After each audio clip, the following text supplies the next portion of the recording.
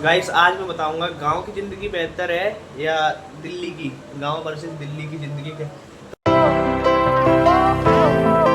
तो hello guys, welcome back to my blog. तो कैसे आप लोग, आशा करता हूँ अच्छे होंगे। कल जो कपड़े लेके आया था मैंने, देखो गाइस पहन रखे हैं ये सारे। ये टी शर्ट लेके आया था और ये लोवर लेके आया था। गाइस आप लोग कमेंट करके बताओ ये कपड़े कैसे लगते हैं गाइस। अब हम सुबह जैसे घर पे उठते थे, मम्मी चाय बना लेती थी, पराठे वराठे कुछ बना लेती थी। तो गाइस सुबह सुबह उठे हम, लेट हो गए थे थोड़ा। सुमित भी ये लेटा हुआ है, कुछ बनाया नहीं है। कल की सब्जी भी रखी थी, सोचा तो कुछ बना लेंगे आज, लेकिन लेट ही हुए थे, उठे हुए हैं 8:16 पे मैं उठा हूँ। उससे पहले सुमित उठ चुका था, इसने मुझे बताया नहीं, कुछ बना भी लेते लेकिन कुछ नहीं बनाया। अब और फिर घर पे तो इस टाइम पे तो मिलते ही नहीं थे। घर पे तो कहीं घूमने निकल गए, यहाँ निकल गए, वहाँ निकल गए। आप दिल्ली में रह रहे हैं तो सुबह से उठो, अगर खाना पीना करना है तो करो, नहीं तो ना दोगे सीधे दुकान पर जाओ। तो गाइस अभी तो हम लोग कुछ बनाया तो है नहीं, और जा रहे हैं दुकान पर। तो गाइस सुबह सुबह आप तो ऑटो में बैठे हुए हैं, इतनी गर्मी लग रही है। अपना होते ये गर्मी लगती है, जैसे गाँव में होते तो गर्मी लगती भी, तो कहीं खेलते रहते हैं, उससे फर्क नहीं पड़ता है। अब तो ऑटो में बैठे हुए हैं, 8:30 टाइम 9:15 बज चुके हैं गाइस, और इतनी धूप भी हो चुकी है। गाँव में आराम के पेड़ों के नीचे बैठे होते हैं पार्क में कहीं पे। अब वो तो नहीं आ रहे हैं, और जब इतनी गर्मी लगती है। कश्मीरी गेट देख सकते हो, यहाँ पे कितने ऑटो की भीड़ है। अगर ये गाँव में होती तो ये इसका कोई बड़ा मैटर होगा। ये चीज़ है, गांव में और दिल्ली में फ़र्क देख सकते हो गाइस। तो गाइस जब गांव में था ना मैं, तो इस चीज़ के बारे में बिल्कुल नहीं पता था मुझे, स्टेशनरी क्या होती है। अब यहाँ पे आके मुझे पता चला है कि स्टेशनरी की दुकान होती है, उस पर ये सारे जैसे पेंसिल, इरेजर, शार्पनर, ये सारी चीज़ मिलती है। यहाँ के जो छोटे छोटे बच्चों भी है ना, 2-3 साल के, उनको भी पता है स्टेशनरी क्या प्रोडक्ट है। ये माल पैक हो रहा है हमारा।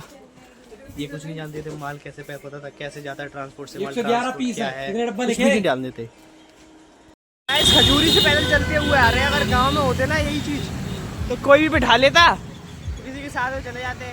अब किसी से हाथ लगा के रोकते भी है कि भैया रुक जाओ, मुझे वहाँ तक बिठा लो, पैसे मांगने लगते हैं। यहाँ पे ऑटो से लगते हैं खजूरी से करावल लगा के 10 रुपये, वो मांगते 50 रुपये। बताओ, ये है दिल्ली और गाँव में रहने का फ़र्क।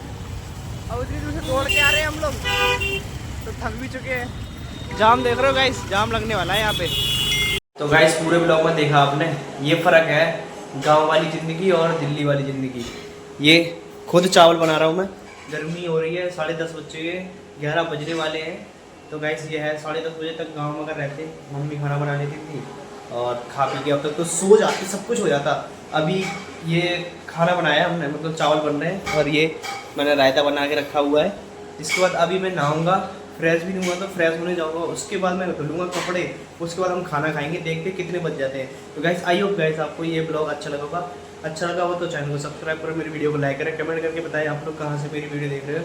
एंड मिलते हैं एक नए ब्लॉग में, तब तक के लिए बाय बाय। तो गाइस आप लोग कमेंट करके बताओ, अगर मैं 15,000 रुपये कमाता हूँ तो मुझे कितना बचता होगा इसमें।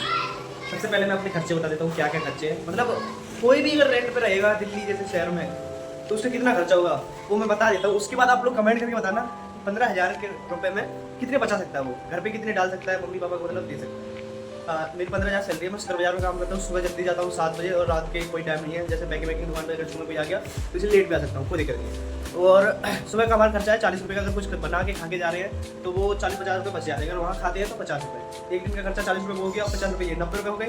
और शाम को जैसे हम दुकान से आते हैं, दोपहर का खाना हमें दुकान से मिलता ही है, और आते हैं तो क्या खर्चा रहता है हमारा।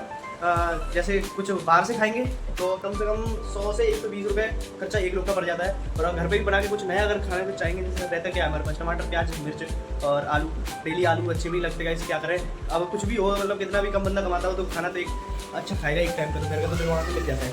अब यहाँ पे आके खाते हैं तो 10-20 रुपये खाना खर्चा के लिए, सब्जी वब्जी लेके आते हैं तो 30 रुपये उसके मान लो। तो डेली के 120 से 130 रुपये खर्चे किसके हो रहे हैं, खाने के। तो यही हमारा है, और यही समझ गए। 130 के हिसाब से जोड़ सकते हो, 39 रुपये कितने हो गए, 39 हो गए आई थिंक, मैंने कैलकुलेट करा है। 130 × 3 30, तो 3900 हो गए। ये हो गया आपका ये खाने का खर्चा। अब एक महीने का रिचार्ज 350 कितने हो गए, तो ये हो चुके आपके 4250 रुपये।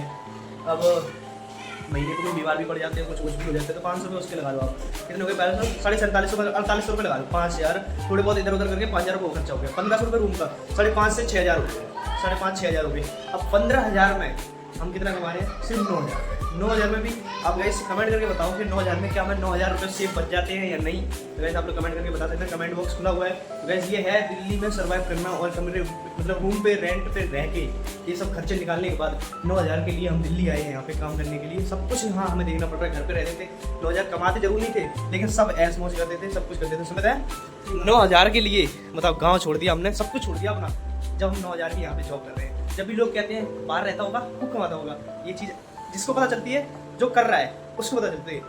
तो ये भी रहता है, इसकी मेरी तो 15,000 सैलरी है, इसकी तो अभी 14,000 रुपये सैलरी है, तो 9,000 रुपये बच जाते होंगे महीने में। 7-8 हज़ार रुपये गाइस बच पाते हैं, बहुत खर्चे हो जाते हैं। यही नहीं है कि कभी कपड़े भी ले लिए तो उसमें क्या हो सकता है, कुछ नहीं होता। सब कहने की बातें हैं कि बाहर जा रहे हैं कमा रहे हैं, अगर इतना ही कमाना होता सब कुछ कमाते ही तो आज हम भी करोड़पति बने होते, हम यूट्यूब वीडियो नहीं बना रहे होते। गाइस आइए आपको अच्छा लगा कमेंट करके बताओ कि इतना बचता होगा या नहीं बचता, 15,000 में इतना बचता है कि नहीं।